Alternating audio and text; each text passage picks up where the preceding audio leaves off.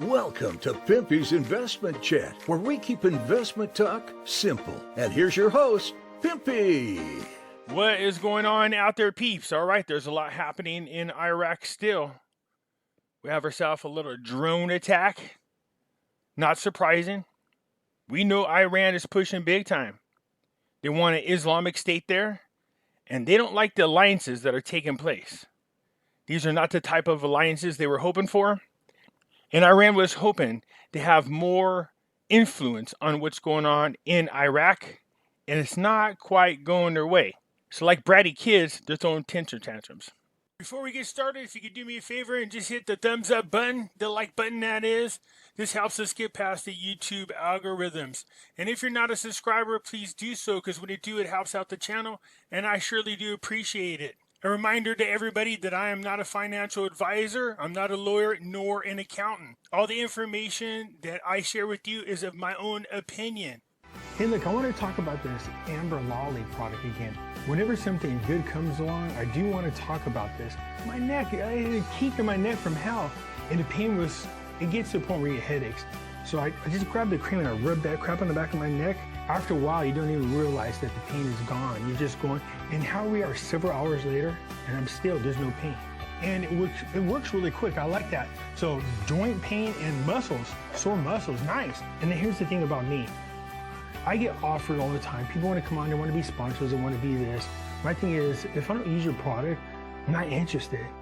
You know, I can sell out everything and make a ton of money, but no, you know, my subscribers to me are very important. But this product here, absolutely, I'm going to endorse this. I like it a lot. AmberLolly.com.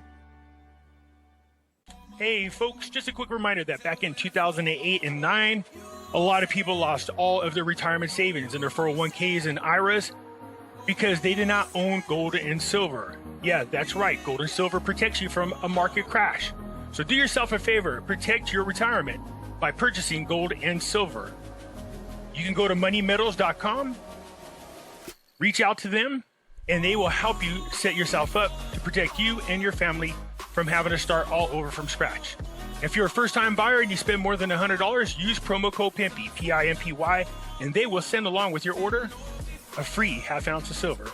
So folks, do yourself a favor, head on over to moneymetals.com and protect you and your family from a market crash, as well as inflation. So head on over to moneymetals.com and buy gold and silver. That's right, you could personally own it and have it. And keep in mind, if you spend more than $100 on your first purchase, use promo code Pimpy, P-I-M-P-Y, and you will get a free half ounce of silver. For those of you looking for my address, there it is right here.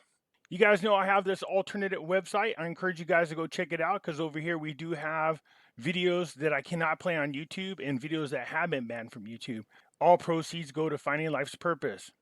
Be careful from people trying to scam you, posing as me. Whenever I reply to your comment, there will be a black circle or a gray circle around my name. If there is no circle or shade around my name, then it's not me. I will not be sending you to WhatsApp or Telegram or Telegraph or anything like that asking you for money.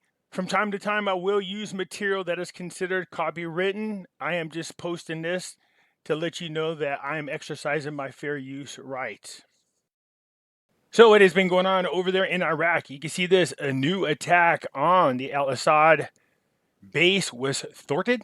Okay. It says the air defense in the base in Anbar government managed to shoot down a drone.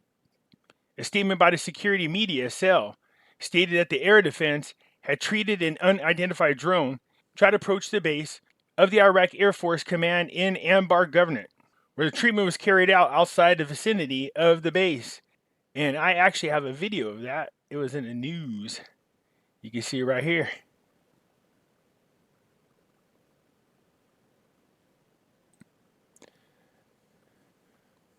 Boom. Look at that. Hit the drone once.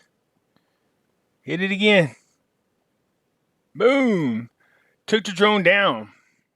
It says rocket and drone attacks on U.S. Iraqi military base. So, yeah, of course we know this. You know, this is why Iraners run around and they're using General Soleimani's death as an excuse to act a fool. It is on the anniversary of his death.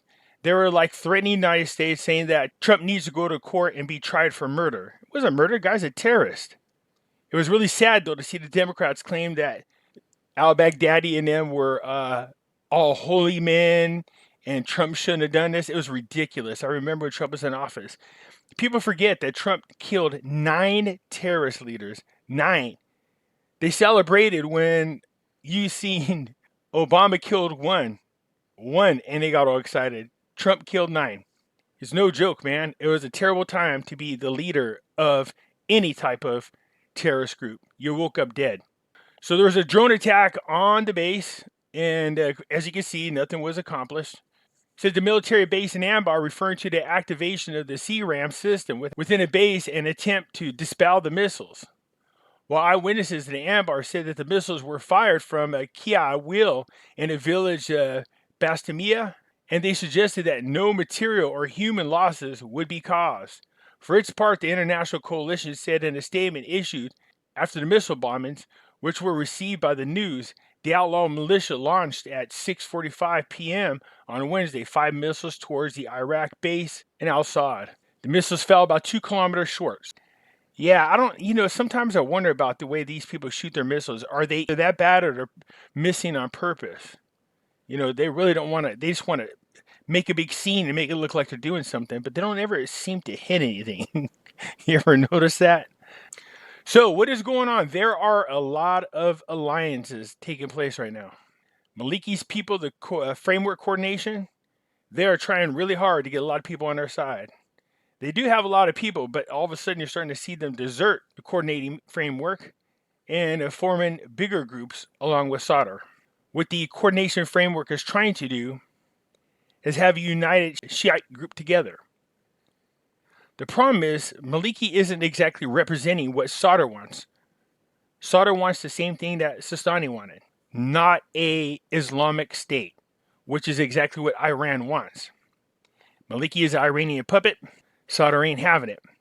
Not to mention they're doing a lot of boo-boo kissing and jockeying, because we know Sadr is absolutely going after those individuals in the corruption files. They should be afraid. We'll see what happens. Anyways, you can see here the Azim Alliance, they're welcoming Halabasi. The Alliance of the Resilience, headed by, I'm not even going to try to pronounce the name, welcome Halabasi, and called for unity, political action, and the alliance together. So Halabasi is doing his part over there in Kurdistan, starting to unify a lot of people. He's doing a great job. And look they're going to be partnering up with Sadr.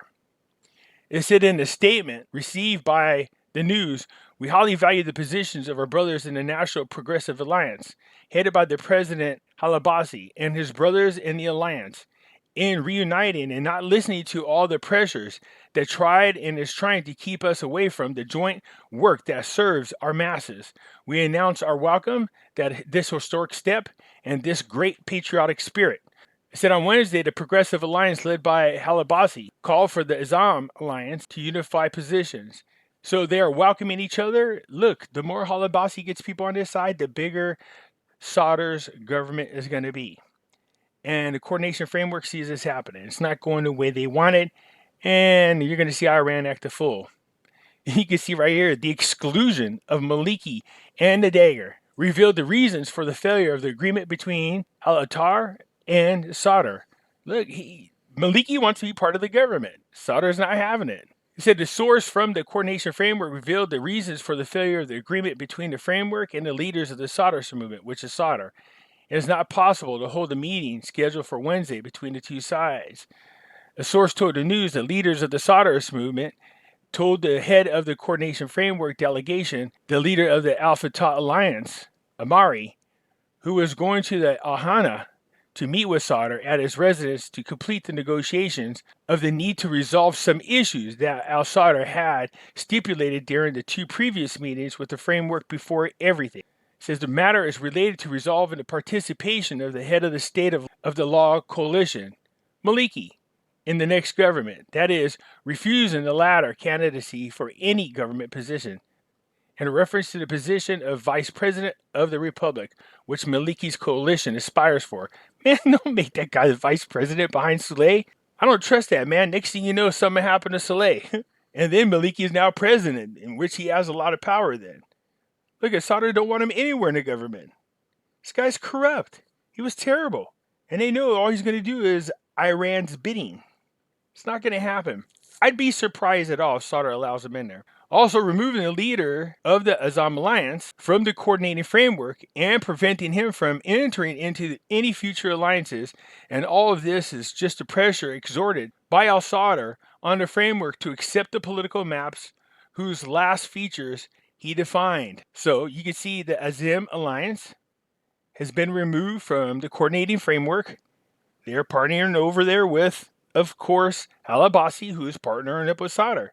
It says, however, the source said the differences will be resolved to reach a final agreement with Sauder and the signing of the documents of the largest bloc, which will include the names of deputies affiliated with it and the signatures on it, in addition to pledges to remain within the coalition to ensure that the deputies do not enter into more than one political alliance. I like that. That's just smart. I don't know if it's going to work. Pointed out a meeting with Sue bring together the negotiating committees emanating from the coordination framework and the Sauder bloc to end the alliance between the two sides before the parliament session scheduled for the 9th of this month. So he's ending that alliance. Interesting. Everyone, the framework forces, hopes to form a united Shiite bloc that reassures all allies to proceed with the implementation of the understanding made by the Shiite leaders with the Kurdish and Sunni leaders.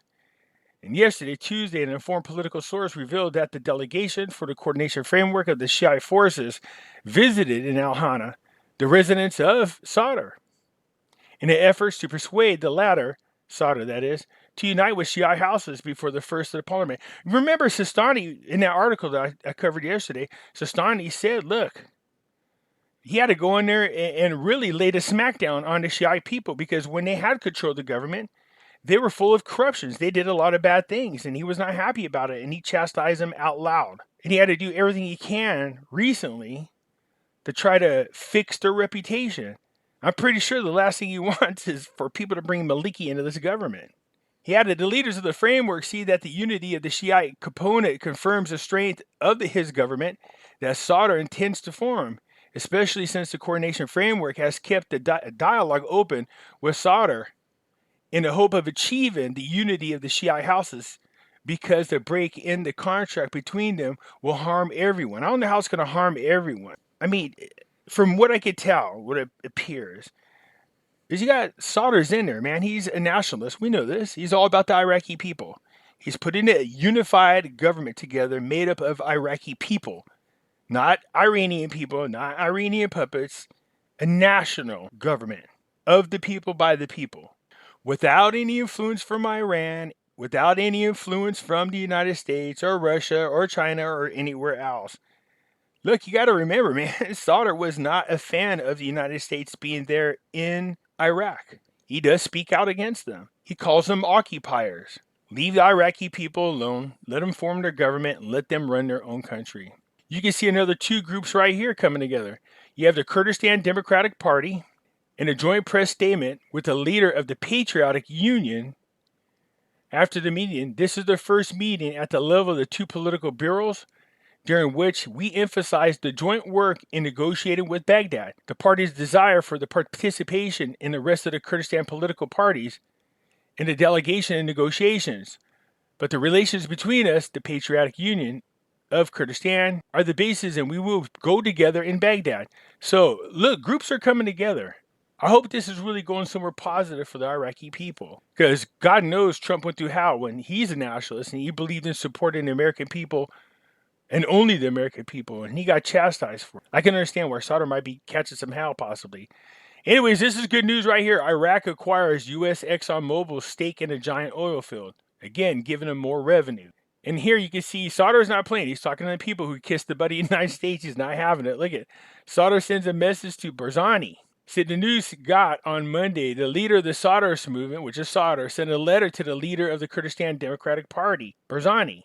Now, Sauder said in a televised statement that Barzani do not sympathize with the Americans, calling for exiting the occupation from Iraq. As Sauder explained, we benefit Barzani more than the Americans. I consider myself a Kurd, a Sunni, a Turkmen, and a Sabi. He stressed that there are corrupt people amongst the Shiites as well. warning against dividing Iraq and making it a morsel of the West. He's not playing, man. He's all about just the Iraqi people.